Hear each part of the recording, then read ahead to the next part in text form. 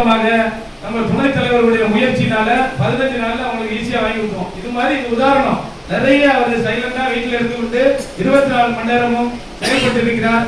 இது போல நம்முடைய அமைப்பை சார்ந்த அனைவரும் நம்ம பள்ளி ஐயா கூட இந்த தகவல் அறியும் சட்டத்தை முழுமையாக அறிந்துவிட்டு ஒவ்வொருவரும் சம்பந்தப்பட்ட துறைக்கு நீங்களே அந்த மனுவை எழுதலாம். அப்பதான் இயக்கம் வளர்ச்சி அடையும். இயக்கத்துல மெம்பரா சேர்ந்தவங்களுக்கு 2 வேண்டுகோள் என்னன்னா, ஒண்ணு தகவல் அறியும் சட்டம்னா என்னன்னு ஒவ்வொருத்தரும் தெரிஞ்சுக்கணும். ரெண்டாவது அதை எப்படி பயன்படுத்தணும் தெரிஞ்சுக்கணும். மூணாவது ஒவ்வொரு உறுப்பினர் மாதத்துக்கு 2 பேரையும் உறுப்பினரா சேர்க்கணும். அப்பதான் இயக்கம் வளர்ச்சி அடையும்.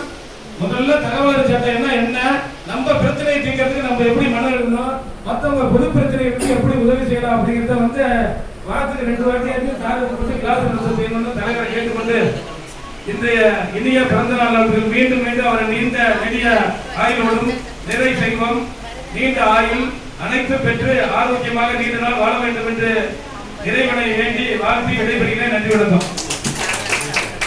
அருமையாக பேசிய டாக்டர் ரவிச்சந்திரன் அவர்களுக்கு வாழ்த்துக்களை தெரிவித்துக் கொள்கிறேன். அவர் கூறியது போல அவர் நிறைய முறை சொல்றாரு, அது மாதிரியான ட்ரைனிங் செஷன் எல்லாருக்கும் கொடுக்கணும், நான் எழுதுற மாதிரியே எல்லாருமே எழுதணும், பல துறைகளுக்கு எழுதணும்னு சொல்லிட்டு இருக்காரு. ஆனா யாரையும் ஒருங்கிணைக்க முடியல, அவர்களுக்கு பிஸியா இருக்கிறாங்க.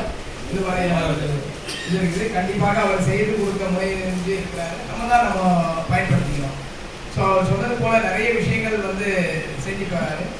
ஸோ அடுத்ததாக திரு விஜயபாபு மத்திய சென்னையினுடைய மாவட்டத்தினுடைய பொருளாளர் வருகை என வரவேற்கின்றேன். இவர்களை வாழ்த்து பேசுமாறு அழைக்கின்றேன்.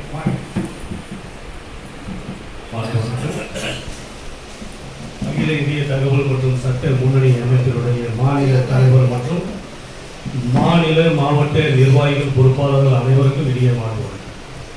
இந்த நாள் ஒரு இனிய நாள். ஏன் அப்படின்னா,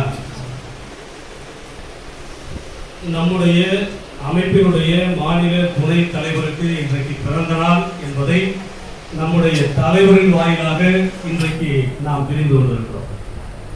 காலையிலேயே ஒரு வாய்ஸ் மெசேஜ் தலைவர் இது வரைக்கும் அந்த மாதிரி யாருக்கும் போட்டு நான் பார்க்கல. அப்படி ஒரு அமைப்பு நம்முடைய பழனி சார் இருக்கின்றது. பழனி எல்லாருக்கும் தெரியுமா? யாருக்குமே தெரியாதா? எங்க இருக்கு? திண்டுக்கல் ஒட்டச்சத்திரம் பக்கத்துலையா? நீங்க சென்னை மற்றும் திருவள்ளூர் மாவட்டத்தில் இருக்கக்கூடிய அரசு அலுவலர்கள்கிட்ட கேட்டீங்கன்னா கரெக்டா அவருடைய முகவரி முதற்கொண்டு சொல்லிடுவாங்க. அப்படி அரசாங்க லெட்டர் எல்லாத்திலையுமே இவருடைய பெயர் பல வருடங்களாக பதிவு செய்யப்பட்டிருக்கிறது. நம்ம டாக்டர் ரவிச்சந்திரன் சார் கூட சொன்னார், பட்டா இல்லாதவங்களுக்கு பட்டா வாங்கி கொடுத்தாரு. இன்னும் கொஞ்ச நாள்ல பாருங்க, இடம் இல்லாதவங்களுக்கு எல்லாம் இடம் வாங்கி தருவாங்க.